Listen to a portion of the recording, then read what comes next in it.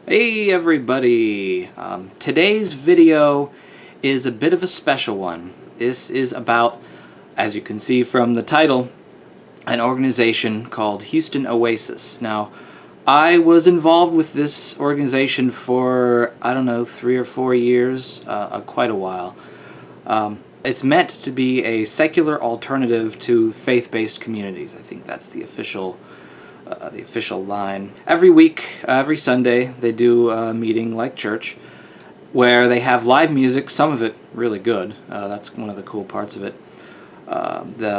They have a speaker. They have what's called a community moment, where someone from the community comes up and says something about whatever's on their mind. And then they have a speaker, and they've had some pretty illustrious speakers. I think Aaron Ra came in the early days. Matt Dillahunty was there once. They've had Daryl Ray there at least twice that I've seen.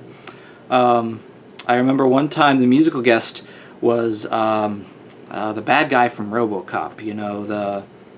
Can't think of his name. I'll put it up here. It was this guy right here. And yeah, I would go to these meetings and I took pictures, and I became their sort of de facto official photographer, and I did that for several years. My name was all over their website as the photographer, and to this day, as you'll see, there are a few of my pictures still up there, which is fine. But what I want to talk to you today is about kind of the dark side of Houston Oasis, which I know some of my religious viewers will like. This isn't me wanting them taken down, although it looks like they're going down, and after what I've been through with this organization, I can't say I'm overly sad to see.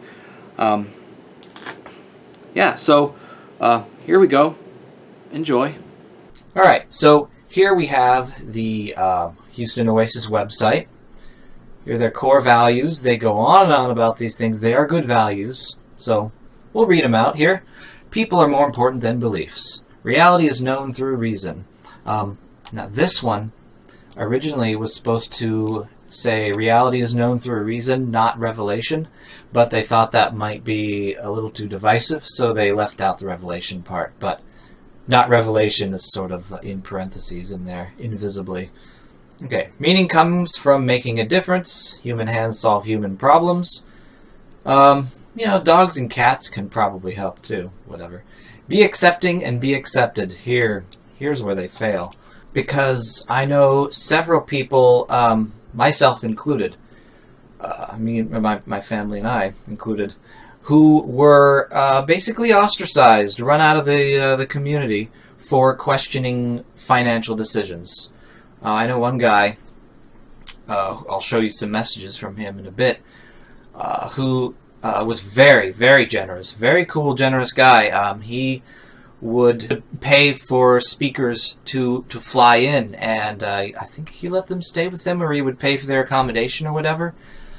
He donated a bunch of money for Houston Oasis to get their own building. They were doing this huge donation drive, and they still don't have their own building. It was years ago they were doing this. Now they say they're having difficulty finding one because they're having difficulty finding someone who will sell or rent out a building for a secular group like this. But I don't know. I'm not so sure I buy that. I bought it at the time. But now, what I really wanted to show you, something here, their donate page. This is something that they said in a meeting that actually led to my girlfriend's ostracizement. It costs $12.50 per person to run a weekly gathering for 100 people. Now here, they said this also in a meeting, basically saying that if you were there, you are costing them $12.50. So if you don't donate more than that, you are taking from the organization. And at the meetings, there would always be a section where someone would come up and ask for money, which makes sense. They need donations. They run on donations. But this was during this huge drive, and they were really putting the pressure on people to donate. And my girlfriend posted on their private message board, their private Facebook group, that she thought that wasn't the best way to go, and she got the nastiest private message from a board member, in fact, who we thought was one of our best friends there. This came out of the blue, like the blue behind me, right out of it. We thought she was such a good friend and such a cool person, and we just got this horrible, angry vitriol from her. Yeah. And here, this is a little weird too. They have this recurring donations thing. They want you to donate monthly. And you can donate, here we have donation levels. Supporter, $50 a month. That's a lot. That's their bottom donation level. You are a supporter then. Ooh. Sustainer, $100 a month. And what is with the asterisk? I don't see I don't see what that refers to. Patron, $250 a month. Benefactor, $500 a month. They want people to donate. Visionary, $1,000 a month. And you know what? It would not surprise me if I found out there were people donating that much. They did this whole thing where you got a little pin if you donate at least $50 a month. So they're setting up this hierarchy within the organization based on who donates and how much they donate. Now, another kind of fishy thing going on with Oasis, at the time I went there, they offered free childcare. So if you came to a meeting, you can drop your kids off in the childcare room, and you don't have to worry about them, while you're there. We have, Michelle and I have two boys. I mean, they're hers and her ex-husband's, but we got two boys. They are 6 and 8. At the time we started going there, they were much younger, of course, several years younger.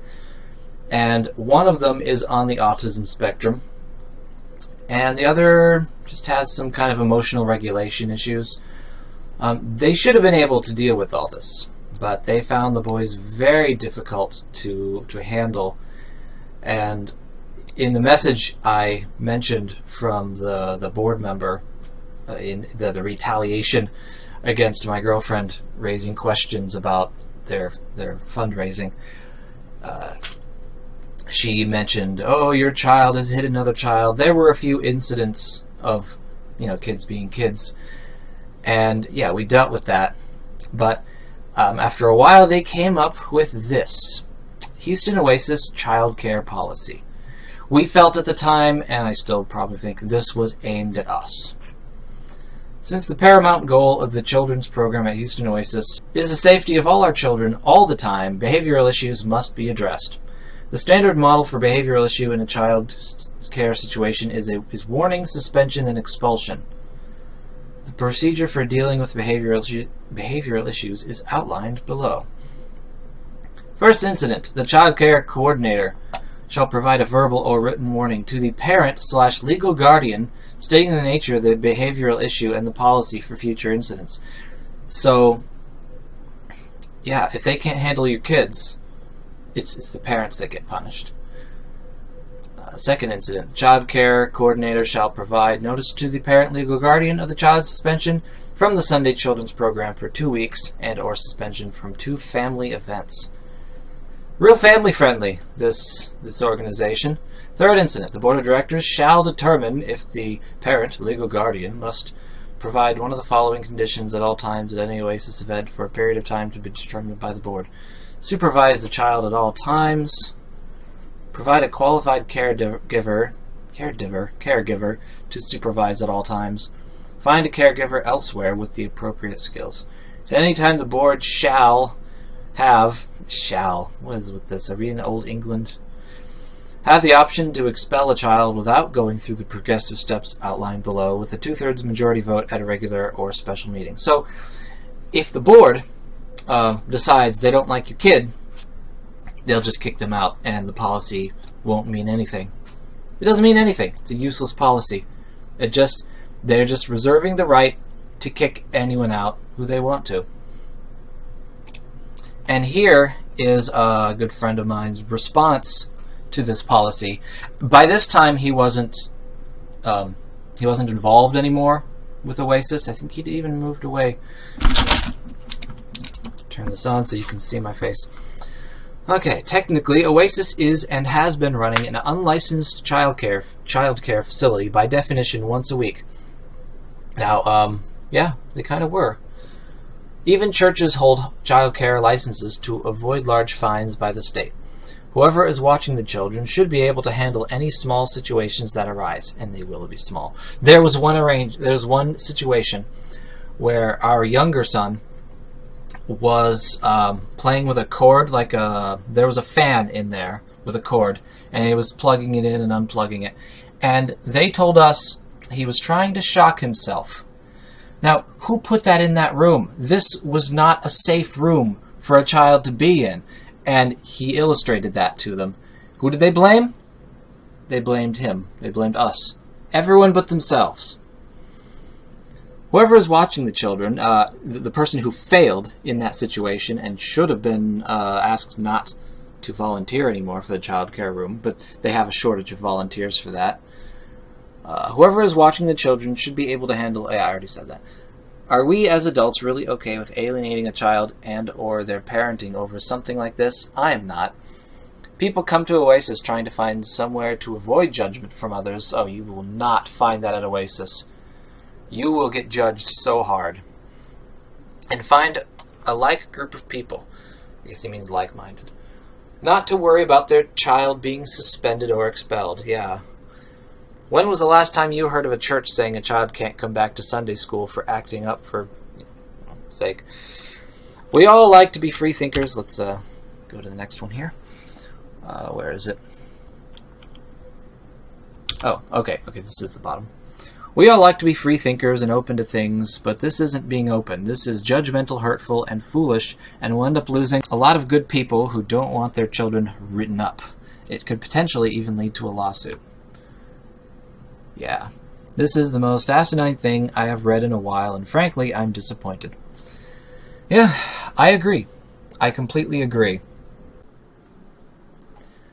Now, if you want to see my continuing legacy here, I don't see very many of my pictures still up here. They used to be all over the place. Go to the About Oasis page. I didn't take that picture, but I did take almost all of these. I took this one. As you can see, the white balance is a little off because I hadn't quite mastered that yet. There's Linnae. Oh yeah, this is the president of the board, Eric Anderson. Cool guy. I don't really have too much against him. Let's see, Linnae. There's Johnny. It looks like it's pronounced Janie, but it's Johnny. Alexis. Don't like her. Gary Williams and Jesse Hudgens. Very cool guy. Very cool guy. Now, Linnae is among the founders of the whole thing. She was one of the original members. She actually was a member of the church that Mike Ouse, the now former head of this organization, he was the pastor of it. And she left when he left after some allegations of sexual misconduct. And that will lead us into our next point. Let's see. Here we go. Now this happened just recently, maybe a few weeks ago. Read this out. Today, Monday, June 11th, 2018, Mike Ouse submitted his resignation as executive director of Houston Oasis. The board of directors has accepted his resignation. It's more like they demanded his resignation. Okay, thanks for that. Okay. The board of directors has accepted his resignation. Oh, yeah. On Saturday, June 9th, the board of directors became aware of an incident of sexual harassment by Mike Ouse from a member of the Houston Oasis community. Now, for it to be sexual harassment, it had to have been unwanted. So, yeah, that's interesting. Sexual harassment is prohibited by Houston Oasis in its code of conduct, which can be found on our public website. The board of directors of Houston Oasis is committed to the core values, blah, blah, blah. The board will begin searching for a new executive director who embodies our shared values and can effectively lead the organization.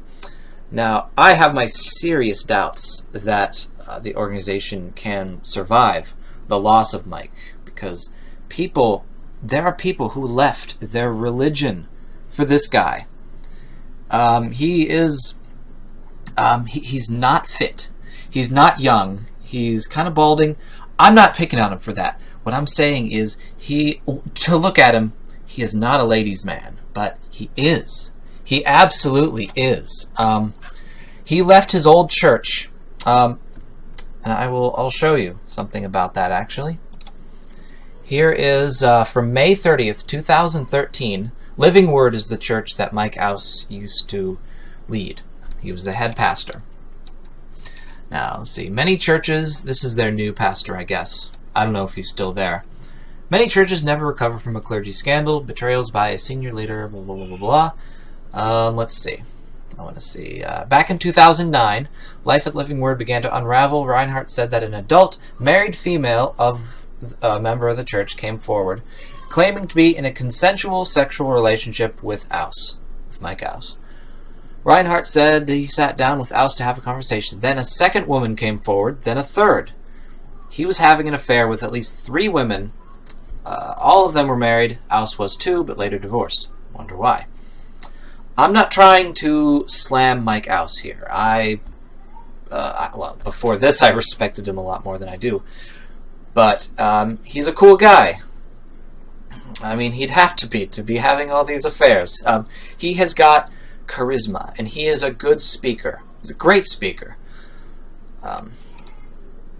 But yeah, it nearly ripped Living Word Church apart. I guess they've recovered by now, maybe. But yeah, then he started another church, and then he came out very publicly as an atheist. I think there is actually footage of him somewhere on some news channel coming out as an atheist. And his reasons are good. I don't doubt his sincerity on that. Of course, I'm an atheist myself for many of the same reasons. He really looked into it, though. Now, I want to address something that happened back in 2014, maybe 2013. This was around the time that I was starting to become a member, or starting to get active in Houston Oasis. Apparently there was a party, and Mike was there. Marijuana was involved. I'm not saying marijuana was responsible for anything, because everyone's responsible for their own conduct, of course. But this is something, a member of Oasis had a conversation with one of the board members, and I wanted to read out a couple parts here regarding the assault allegation made a couple of months ago. Now, this was assault. This person alleged that Mike did something to her that she did not want. She was actually asleep at the time. Regarding the assault allegation made a couple of months ago, blank stated that it was the board member, that is, stated that it was investigated and resolved, and that the complaint was handled with respect. That is not true. It was not at all handled with respect. This board member, in fact, I've heard, made some accusations of the person, of the accuser, basically victim blaming. Saying, oh, she was on drugs, she's just doing this to get back at Mike for rejecting her. So much rape culture-y kind of stuff. Not that he raped her. This was not. Some people would say this was, but that's not what I'm saying. Stated that it was investigated and resolved, and that the complainant was handled with respect. I already read that. I forgot her phrasing, but in short, the complaint was not upheld, and I inferred that no personal action was taken, although blank said that personnel actions cannot be discussed in detail. Well, the expulsion of Mike Ouse was sure discussed in detail publicly. But anyway, for expert help in the investigation and resolution, they hired a lawyer in the interest of Oasis at a whole corporation. So yeah, I redacted some of that just just in case there's trouble there. And then I wanted to read this part that I highlighted in red. You can read the rest of it if you want. It's kind of boring. That's why I just highlighted what I thought was most relevant. Blank told me the current structure of a self-perpetuating board, that is what they have. Their board is filled with people chosen by the old board members. Like, when a board member leaves, the board elects a replacement. The current structure of a self-perpetuating board has been part of the Oasis bylaws ever since they first drawn up, I guess they mean they were first drawn up almost 2 years ago, 2 years prior to this, that is. With the lawyer's assistance, therefore, it's not a new thing. Maybe it's not. And they are trying to add board members and have yet to reject anyone who wanted to join. I suggested the board members should give clear policies on who would qualify as board members in case they get many requests. Now, this way of doing things leads to a board that is very corrupt. It's not a good way of doing things. Yeah, it's just not good. Here is Oasis's official response to the 2014 allegations. Let's see, and I will read this out. On November 23rd, and I guess I'll read these comments also, because this was made by I think a close friend of the person who made the allegation. Allegation of misconduct, allegation of assault, and Houston Oasis even admitted assault allegation. So that's a little interesting. On November 23rd, 2013, Houston Free Thought Oasis received an email from a former Oasis attendee alleging that Executive Director Mike Ouse had inappropriate physical contact with her the morning of April 15th, 2013, following a private non-Oasis sponsored event at Mr. Ouse's home the night before. The accuser claims, so that's interesting, non-Oasis sponsored, like that makes any difference. It was an event at the home of the executive director which he created a Facebook event for, without indicating anywhere that it was not an Oasis event, and invited a large group of people who were all Oasis attendees. We could certainly see that qualifying as an Oasis event, even if it was not explicitly labeled as such. And then they have a link. I'm sure the event isn't up there anymore. Let's see. The accuser claims that due to her intoxication, she accepted Mr. Ouse's invitation to stay in his guest room for the night, and that the alleged misconduct occurred the next morning. Now, victim blaming. They have repeatedly claimed that they want to protect the victim, but they include irrelevant information such as the fault that she was drinking the night before the assault, and not just drinking. Anyway. The accuser has neither filed a police report nor pressed any charges. What is the comment there?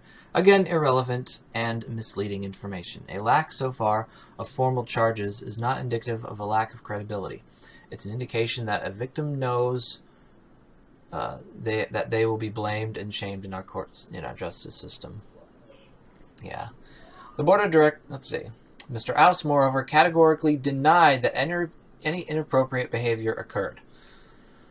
The board of directors conducted an investigation into the claim. Now, Mike was a member of the board of directors, and he was the leader of this. I mean, they're obviously going to be on his side. And at the time, so was I. I will admit it. During the course of the investigation, the board interviewed the accuser, the executive director, and others. We do not know what others were interviewed, but we are quite certain that no interviews were conducted with those who were familiar with the victim's story or her version of events, with information regarding the events in question. After extensively reviewing the gathered information in keeping with the values of Houston Free Thought Oasis and striving for the highest standard of ethics, the board of directors has concluded that the allegation could not be substantiated and there is no evidence. Victim testimony is always evidence, and in the case of assault, is often the only evidence of any wrongdoing on the part of Mr. Ouse, whether in his capacity as executive director for Houston Free Thought Oasis or otherwise. Now, my question here about this is, how is this different from the recent allegations that were substantiated and did lead to Mike Ouse's ousting? Further, we would reiterate that what does it say about that? We would reiterate that this claim is questionable. What claim? That they're reiterating something? Anyway. That the alleged incident did not take place at an Oasis-sponsored event. Doesn't matter. But at a private event at a private residence. I mean, Mike's affairs were a private thing. And, you know, he was rightfully removed as a result of that. I mean, technically, he resigned before he could be removed, but he would have been removed. The executive director has consistently provided exemplary service. More irrelevant information, yeah. Providing exemplary service does not mean that you're allowed to sexually assault people. To the organization in no way impacts the veracity of the assault claim and further victimizes the accuser by validating the executive director as a good person. And the board of directors has full confidence that he conducts himself ethically in accordance with the community's values, even though they knew about the stuff that happened before. Maybe they didn't believe it. I don't know. No further action will be taken on this matter, and it is considered closed. Let's see. The board's confidence, if it exists, is only in their perceived lack of responsibility. It would be impossible to have full confidence that no assault occurred unless they have full confidence that the victim is a liar. Good point. As a former platonic friend of the executive director, this victim has no motive, either emotional or financial, to fabricate the story. And let's see, about considered closed. The board may hope that this is closed, but until Oasis attendees can make informed decisions regarding their safety, it is not closed. Yeah, I mean, more stuff happened after this. So clearly, the women of Oasis were not safe. They were not in a safe situation because there was a predator at the helm. Very interesting. Now, he has so much charisma that he has no trouble finding women to have affairs with. But that's disturbing. It's very disturbing. All right, so to recap, what we have here is a group led by a known sexual harasser. Nothing has been absolutely proven. He hasn't admitted to anything, but he has resigned because of these allegations. There are people who knew about the allegations before and defended him. People on the board, even, and people who are still on the board. A board that not only all that, but also ostracizes anyone who asks even the most basic questions about their finance, including finances donated by them. This is supposedly a 501c3 corporation. They're supposed to be totally transparent about everything, and yet, yeah, they act like this toward anybody who asks them questions. This is a group with a corrupt board of directors. Their president is not the same guy as before. He is someone new, and actually, he's the one who I don't know the exact circumstances, but he basically went in and talked to Mike and got him to resign. So he was acting outside of the rest of the group. He is, I think, the one. What's his name? Eric Anderson. He is the one ray of hope, I think, in turning Houston Oasis into a more trustworthy organization. I think everyone else has to go. Maybe Jesse wasn't a member of it either at the time. He's new. All the old blood needs to go. That is my opinion. And that is the opinion of a lot of former members, people who left in 2014 after all this. I came in to Houston Oasis seeing a skeleton of what it used to be. I think I even took up the mantle of photographer from someone who would who would take videos of the old meetings. Yeah, and I gotta say, I regret any taking of Mike's side in any of this stuff. He's a guy with problems, and I hope he can overcome them. I hope he's working on them. I want to say he's a good guy, but I don't think I can really say that. Who is a good guy? Who is good? You know? So, just basically that. Most of the board should go. Anyway, that's my 2 cents about Houston Oasis. See you next time. Oh yeah, one more thing. I discovered that I actually do have a Patreon set up for this channel.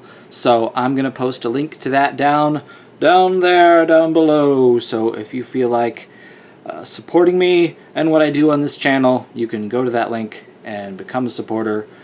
And I would really appreciate it. So thank you for watching.